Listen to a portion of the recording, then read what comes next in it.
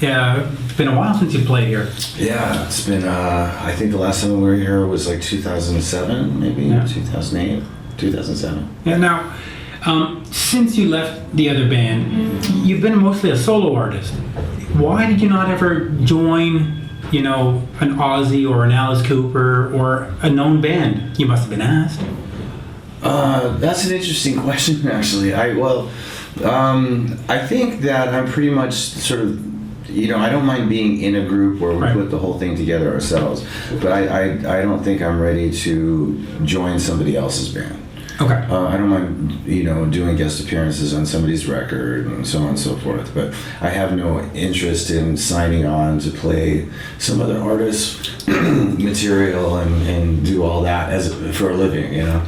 So I'm usually just putting together my own projects. Yeah, because I mean, a lot of guitarists do join, and now this new phase of Slash started off as a solo record with Slash, and then you had all these vocalists come in, Ozzy and so on and so forth. What's changed between that one and the new album, Apocalyptic Love, where you've become a band? Well, I think when I did the solo record, that was just a one-off project, something that I wanted to do, which is basically, in essence, have a bunch of different artists appear on my record as opposed to me appearing on everybody else's. And in doing that, I met Miles, and he sang a couple songs on the record, and I had never heard him sing before, and I just heard a lot about him, and I'd reached the end of the record. I'd completed the record, and I still had 2 songs that had been staring me in the face the whole time that I never had figured out who should sing. And so I thought, what about that Miles Kennedy guy? You know, I keep hearing all these great things about him. Led Zeppelin wants him, all this stuff. So I contacted him, and I sent him a demo, one instrumental, and he put vocals on it, and that was a song called Starlight. And I was like, wow, this is fucking really good. So I flew him out to LA, we met, I really liked him, really, really cool, even-keeled, sort of humble kind of guy. Did an amazing fucking vocal performance in the studio. And then I asked him to sing, if he was interested in this other piece of music, which he liked. So he wrote the words and the vocal melody for Back from Cali. Right. And so at that point, you know, I was about to put a band together to go out and support this record. I mean, I do everything sort of like as it happens, you know, totally flying by the seat of my pants. And I was like, do you want to do this tour? And I was expecting him to say no because he had Alter Bridge to do, but he was on a break. So he said, yeah, I'd love to do it. And so I went out and I auditioned drummers all throughout LA, all the drummers I know. And I've been pointed in the direction of Brent Fitz, who is somebody I'd never heard of. And he's a drummer who knows everybody. Yeah, he knows everybody, but we don't know each other. Right. Anyway, so I went out to Vegas, and he and I met, and he was great. And so we jammed together, and he was the perfect guy for this sort of kind of style thing where, you know, just a little bit behind the beat, sort of sexy kind of, you know. Anyway, and so I had a bass player that didn't work out, and Brent said, I'm making a long story longer, but Brent said, what about Todd Kearns? I know this guy, he's really good. And I was like, yeah, whatever. If he's willing to drive down to rehearsal today, have him come down, because I didn't know who he was either. And Todd showed up and he started playing. He's a phenomenal rock and roll bass player, and he can sing, right? And so I had this fucking fantastic pickup band. We rehearsed for a week. The chemistry was all there. We had a great time, and we set out on the road. And what happened from there, you know, we just started adding dates. And, you know, probably 4 months or 5 months into the tour, I thought, you know, I should just make a record with these guys. So they were fine with that concept, and I started writing music on the road, and I'd farm it out to Miles, and he started writing stuff and compiled all that. And at the end of a year and a half on the road, we went in the studio and came up with this, Apocalyptic Love. Now, 2 things. First, you mentioned Todd. He went out on the road, but then he had some problem with his eyes. We were in fucking Russia. Right. God, what a funny story that was. It's not funny, but we were, you know, Todd had been complaining about his eye. Anyway, so for a little while, and then we flew all the way to Russia. It was my first time ever in Russia, obviously the band's first time in Russia. And we get there, we went and hung around, you know, Red Square and all that kind of stuff. And then everybody went to bed, and I got a phone call at 5 o'clock in the morning. Something's wrong with Todd's eye. And it turned out his retina had detached. So he had to take an emergency flight back to Las Vegas. Las Vegas, okay. And so we were left in Russia with these 2 shows in Moscow and St. Petersburg with no bass player. And I'm like, what the fuck are we gonna do, you know? I don't know if we can just jump on a plane and say, see you later. I don't know how that's gonna work over there. Anyway, but we had Brent played bass and our drum tech played drums, and we managed to fucking sneak by on those 2 gigs. But we actually pulled it. We rehearsed really hard at soundcheck and got it together. Anyway, so that was that. But yeah, but he's better now. No, he's been better. He was just in surgery for a little bit. Okay. And now Miles, the album says featuring Miles. Is there maybe down the road an album that says / featuring new singer, or is Miles really the guy? Well, you know, I know this was sort of, you know, I mean, I didn't foresee any of this coming. Okay. When I was on tour as / I said, well, you know, Miles is in his own right. Recognizable name and talent and so on. Sure. So I called the tour / featuring Miles Kennedy. Then, as we went and did the record and all that kind of stuff, I was like, and on the tour, just as a sort of fun thing, before we went on stage, our tour manager used to say / featuring Miles Kennedy and make up a name for the other guys, because we really formed into a unit. So when it was time to make the record, I was like, well, I'm not going to change / and Miles Kennedy because everybody's familiar with it. We just spent a year and a half on the roads fucking forcing that down people's throats.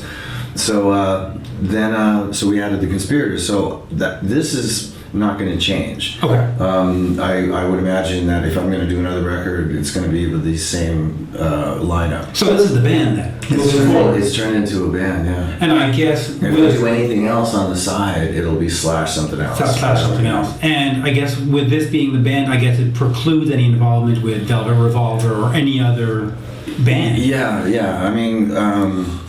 there, you know, a lot of people have been asking me about Miles for Velvet Revolver, which at one point, I mean, initially that's where I first heard him. But Miles wasn't interested in joining Velvet because of Alter Bridge. Right. And that was one of the first times I ever heard his name, was that somebody in Velvet Revolver had mentioned him. And I was like, I don't know who that is, but whatever, you know, but he didn't want to do it. So at this point, I think what it is more than anything is we sort of collaborate, the 2 of us, on this particular thing. It's a very nice, easygoing kind of thing. Whereas Velvet Revolver is a 24/7 commitment. Right. He'd have to leave Alter Bridge and do all that. Right, and as you say, he had to leave. He's still with Alter Bridge, and he does tours. When you're not touring, he's touring. Yeah. He hasn't had a break since April of 2010, almost 3 years. Is there any interference in terms of recording schedule or touring schedule, or has it been working out reasonably? We just make it work. Like Miles is out with me until December. Okay. And then we have him back again February, March, something like that. Okay. Then he should be committed to doing Alter Bridge for a while. I'll start working up songs with Todd and Brent and doing whatever else I do. And but you'll wait for it. Yeah. Okay. Now, some of the other things that people may not know is that you have a production company called Slasher Films. Sort of. I was just going to say that I'll be doing that as well. Yeah, horror movies. And what's the status of that? What, is the first movie out? Or? No, it's not out. The first movie is in post now. Okay. And I'm waiting to receive one of the rough edits of it so I can start putting together some music for it. Okay. But it's really good. So I'm excited about this because my role in it, just like in music, is totally the creative, right? And so it's not music, but it feels similar, and it's something. It's a subject. You know, the horror thing is something that I have an aptitude for. I've been a fan of horror since. Right, and you grew up on Alice Cooper, and you love Rob Zombie. So you know, I'm trying to put together really good character-driven and story-driven, psychologically scary movies that don't depend solely on entrails and blood, and you know, but like movies that scare you from a psychological point of view and not disarm you because they're unnervingly gross, you know. Now, are you heading to sell this to a studio to make it into like a big have all that done? It's already all done. Yeah, so I mean, it's not a big budget movie, and it's a horror movie, so it's not going to be a big production, studio production, but you know, we'll see what happens when it's finished and ready to go, how many theaters we can get it in. Is it only horror movies that you're going to do, or eventually would you get into making videos for other bands or making all kinds of- This is one particular thing that appeals to me. I like reading the scripts. I like the character development and the cast selection and all that kind of stuff. I don't want to get into videos. I don't want to get into comedies or dramas. Primarily horror, maybe some sci-fi stuff. You know, 'cause they sort of go hand in hand sometimes. And that's it. I'm gonna try and put out 2 movies a year. That's kind of cool. And the first one was released when, you see? Yeah, it's not. Oh, it should be next year. Yeah. 2013. Yeah. Now, am I allowed to ask you just about the importance of Appetite for Destruction? It's the 25th anniversary. You know what? I'm just sick of talking about it because no matter what happens, it always. No, just the fact that it's been 25 years that this album came out. No, not the band. I mean, just the album. I mean, it just doesn't seem like 25 years ago. And I mean, even if I stop and think of all those crazy shit that's gone on since 1987 and now, it still doesn't feel like 25 years. Yeah, I'm just thinking about the songs themselves. I mean, when you put them together, you know, I guess 26 years ago, did you think, wow, we've got something special, or did you just think, wow, it's an album? I don't think anybody looks at a record and goes, it's going to be the next big an thing. Iconic thing that's going to stand the test of time for years and years and years and years. You just make the best record that you can and feel good about it and go out and do it. You know, that was basically all it was.